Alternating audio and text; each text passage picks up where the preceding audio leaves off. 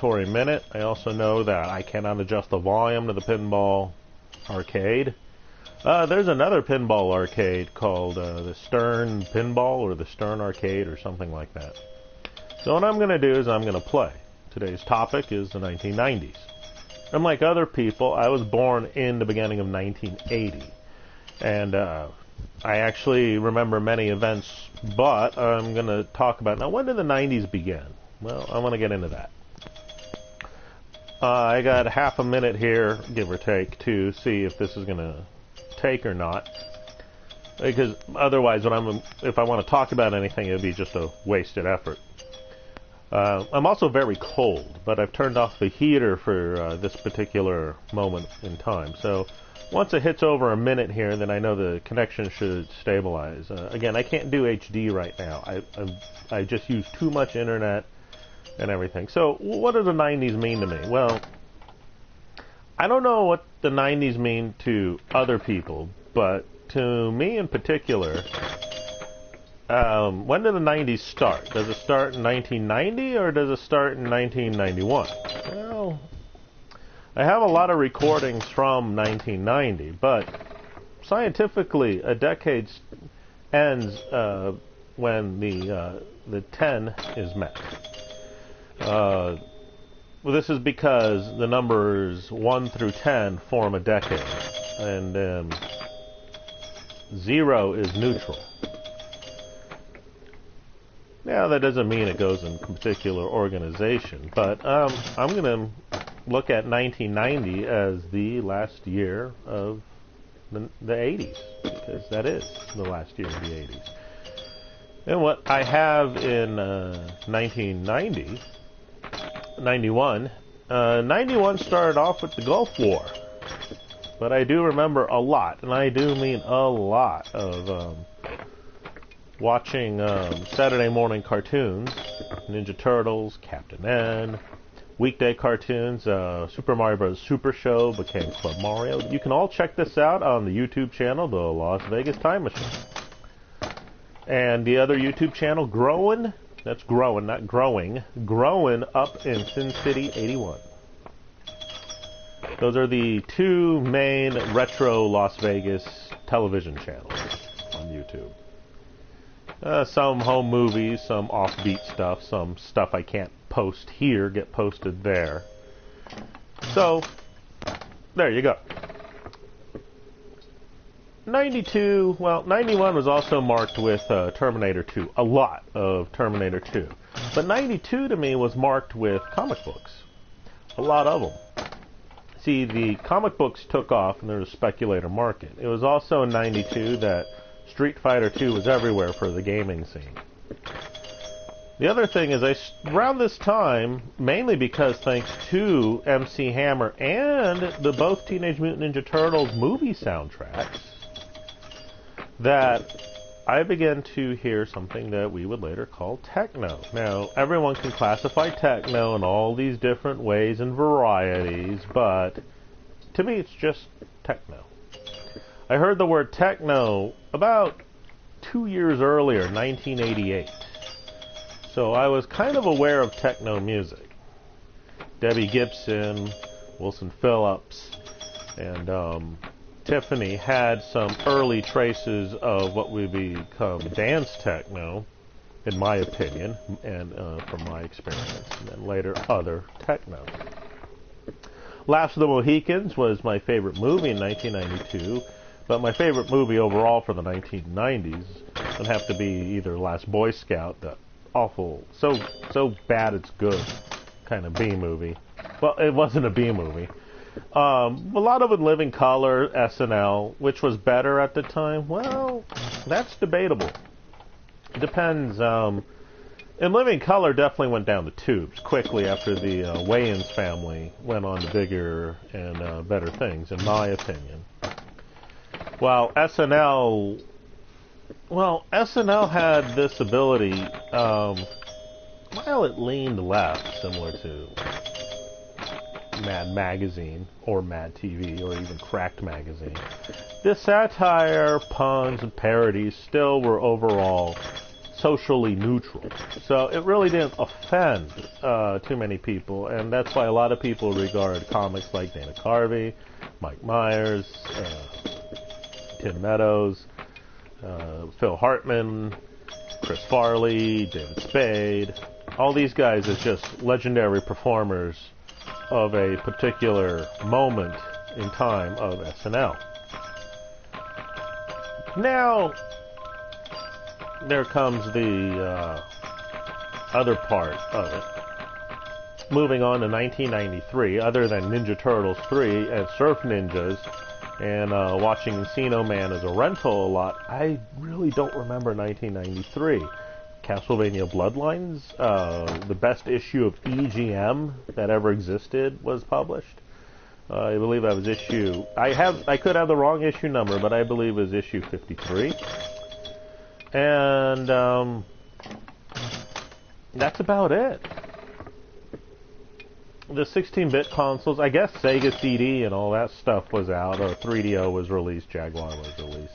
Super FX chip was talked about a lot.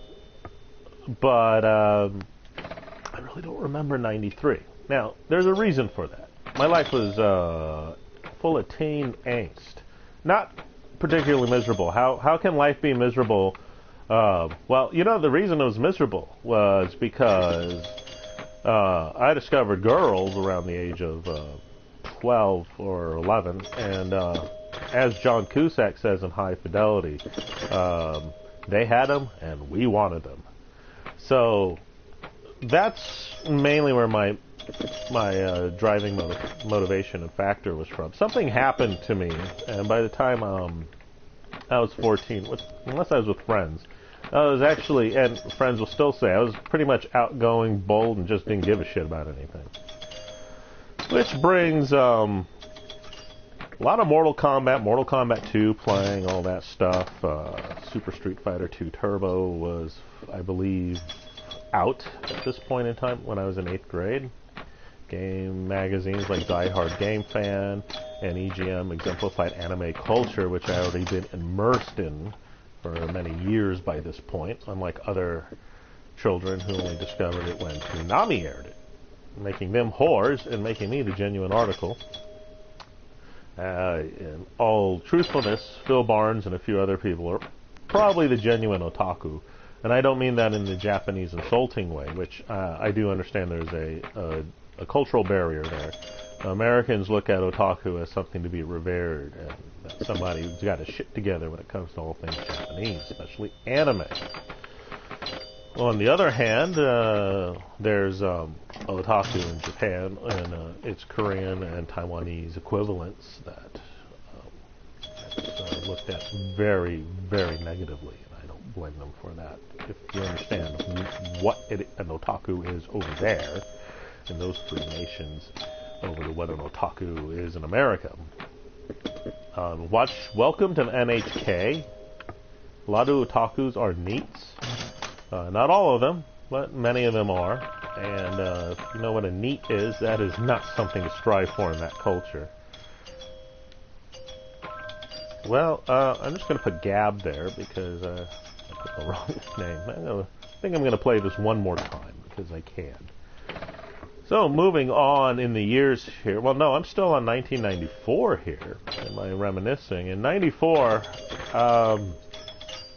started going to a lot of movies. Pulp Fiction was the most talked about movie that I can remember in 1994. Well, 95 had Die Hard with a Vengeance, Batman Forever, David Caruso's Very Strange Kiss of Death, and what else did I see in 95?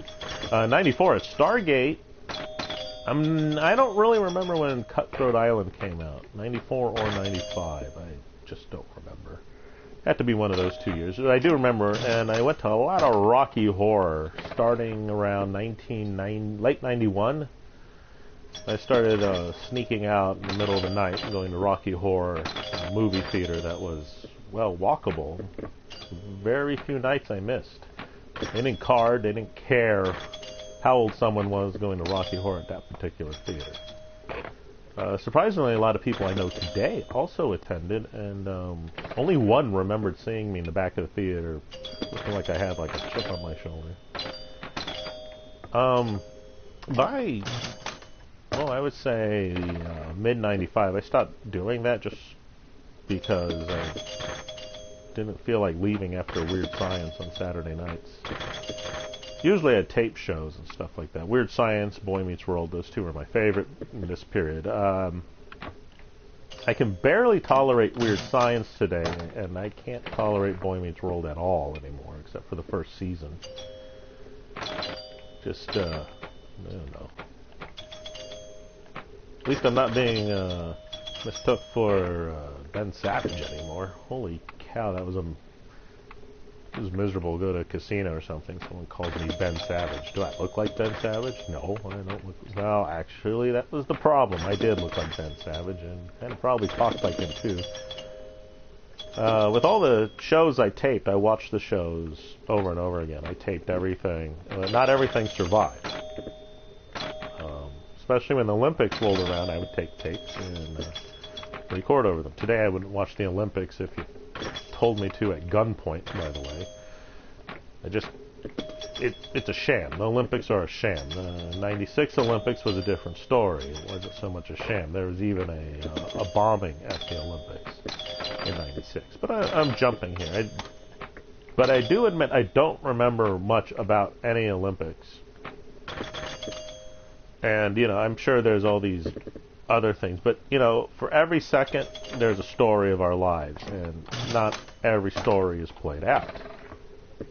We're all unique in that aspect. I can't sit here and talk about it with detail while I play pinball every moment that happens.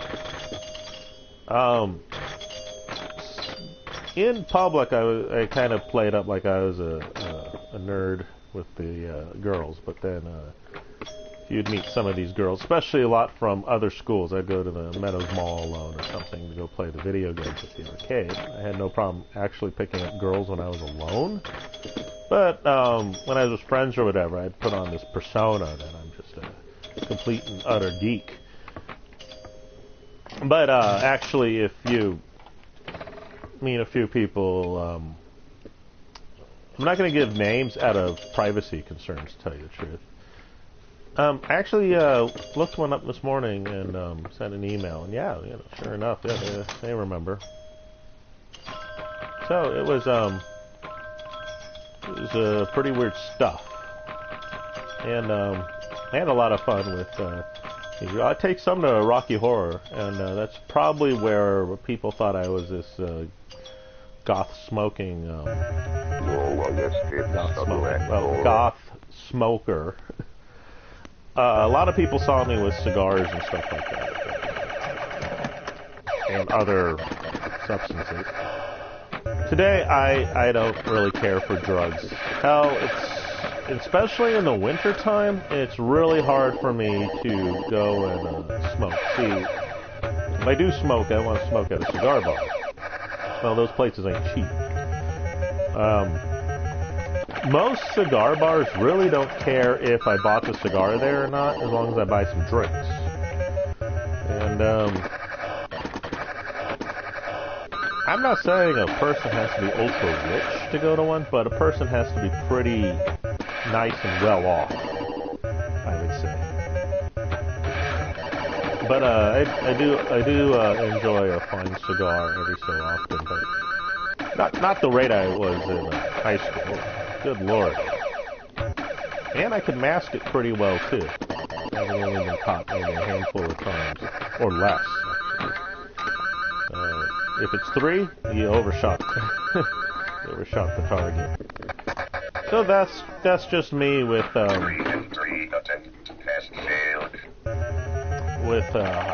things were there. But then there's also the techno music scene. And right after Rocky Horror, I would go to these things, which we later called raves.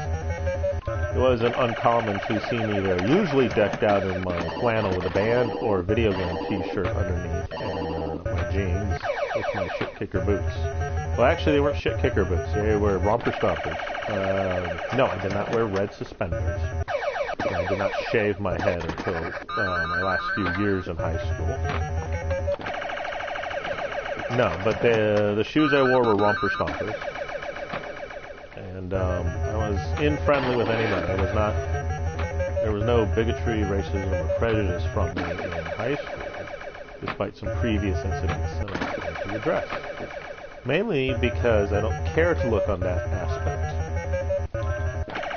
Why focus negatively on race relations? I had, the friends who remember me, he played a lot of video games, computer games, stuff like that, or the girls who remember me, oh, him, he was always trying to make sure we were okay and wooing us and trying to make us laugh and have fun, or there were the other guys, and,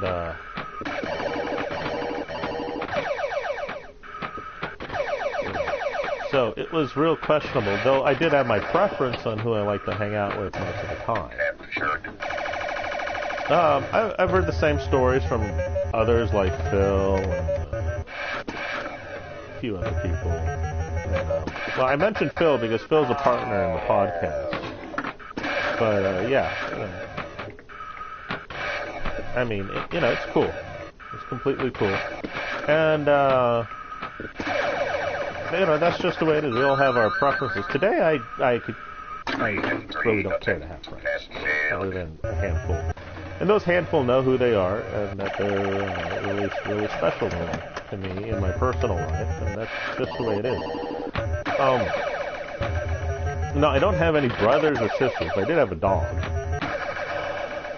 So a lot of times with these friends, when they would come over, sometimes they'd come over and like, oh, okay, you're still over there. We'll be over after Rocky Horror.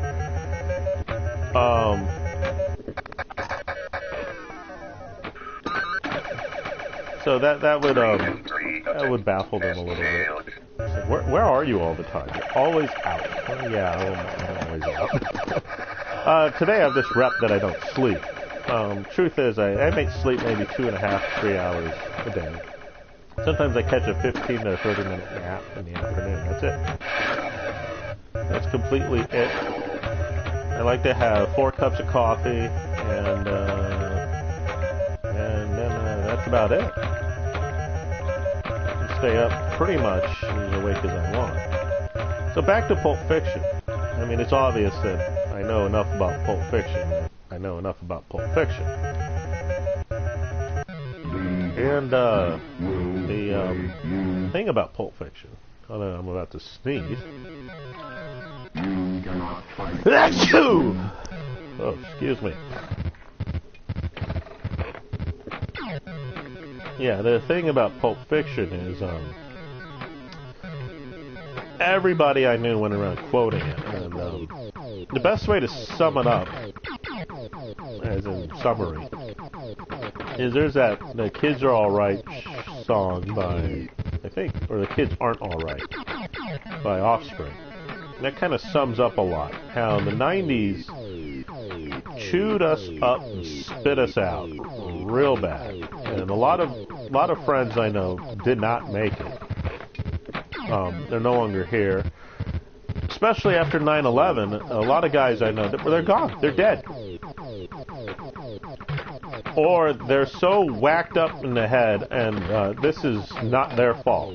So I have absolute pity and a bit of personal rage on this. The best way to handle all of this, in my opinion, would have been to nuke. Just nuke. Get it done and over with. They harmed us, we nuked them. Dennis Leary did a comedy routine. Oh, no one messes up because we got the bomb. We don't use the bomb. What's the use of having the bomb if we don't use it? Just random thoughts there. Because that's the other reason I don't have a lot of friends. And we're not the first generation, and we won't be the last generation to have that happen. But I just miss some of the guys who went to the military and never came back. Most of the guys who didn't go to the military, well, a lot of them are kind of hard to relate to in a different way. And there's some who went and got out, and could no longer be re-enlisted or drafted or anything like that. Of course, there's no draft, so there's but they're hard to relate to also because they're stuck in a rut. Military messed them up before there was any wars or anything like that. I just don't like this machine. My God, she's alive. Again, it's nobody's fault.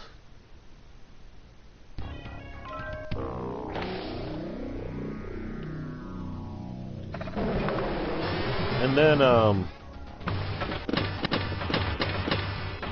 it's 25,000, not 200. Yeah, it's nobody's fault at all. It's just the way life goes. But the 90s ended, believe it or not, when 9/11 happened. You see, what we were hoping for as a society was, Bill Clinton was what we call a useless president. Same with George Bush before him and George W. Bush after him was supposed to be.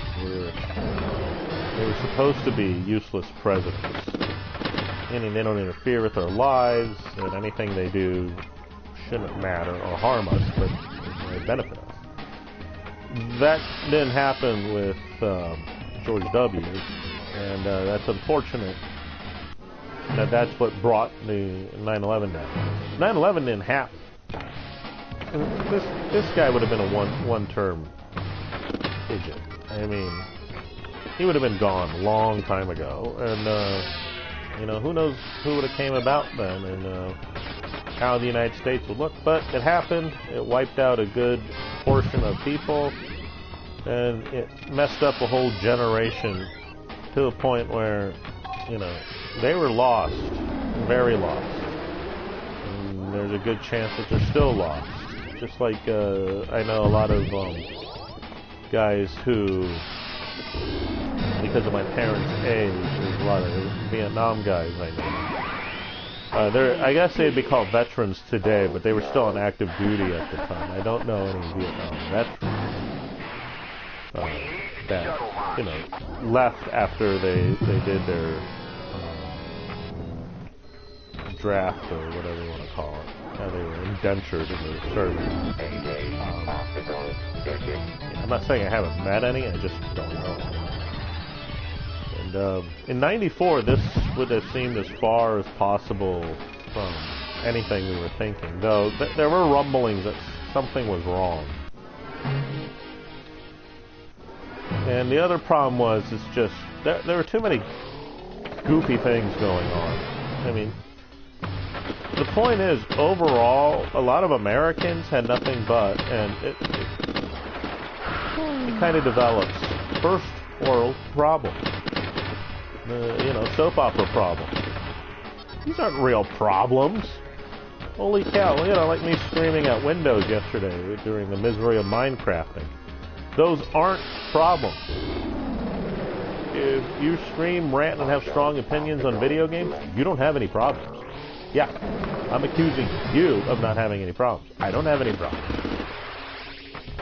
I have a goal, I have a challenge to meet, which is, you know, submit my resume and get a job, a full-time, permanent job, so I can finally move on with my life and buy more video games. I mean, it's like the cocaine argument. I do cocaine so I can work more. I work more so I can buy more cocaine. But I buy more cocaine so I can work more. But I work more so I can buy more cocaine. Well, I don't do cocaine. I wouldn't touch cocaine. That doesn't mean I haven't touched cocaine. Truthfully, either it didn't do anything or it didn't do anything. And guess what? It didn't do anything. It's the same thing with marijuana. It doesn't do anything. And I guess in a weird way, that's weird. You know, I can get relaxed from a nice cigar or something. I can get drunk. Everyone can get drunk. I don't get drunk from absinthe, and I don't... No drugs affect me whatsoever. Now, I've had some prescription medicine that sent me to outer space, but, oh my goodness, you should just hear me when if I'm high off of medicines at a hospital or something, and I gotta be at a hospital, I get angry. Got the wrong person. I like to be grounded most of the time. My euphoria comes from a high score in a video game. It's a simple euphoria. Or defeating, or leveling up, stuff like that. I really like to level up in RPGs and then, like, just run roughshod through the beginning. Easier to do with paper than pen. There are some JRPGs that's actually pretty easy to do also. So, thought I would just point that out. Ooh, it's got cold in here. But with the techno scene coming up, I've seen a lot of people do drugs at these techno scenes. There was a girl I know. We didn't formally talk, and then when we tried to be her friend at the behest of her other friend, her druggy friend, asked us to be her friend, her my life. And it just couldn't work out. Now this was after 9/11 and everything. We really wanted to be her friend. Me and her were friends before, and then we didn't see her for a long time. We were trying to be her friend. I'd be damned if she's still alive. She had I know steroids does it, but she wasn't on steroids. There's another besides meth and steroids. I know it's not crocodile. There was a drug she did that caused bad acne to break out all over her body.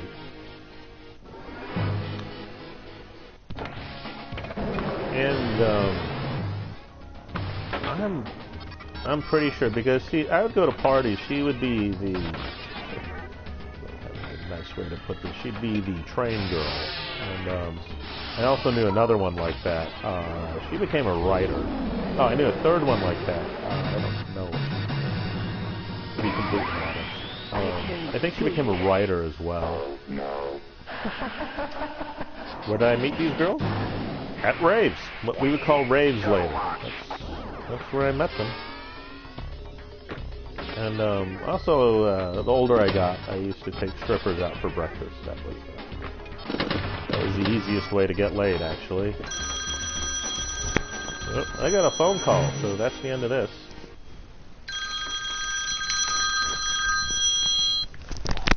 Hello? Hey, what's up?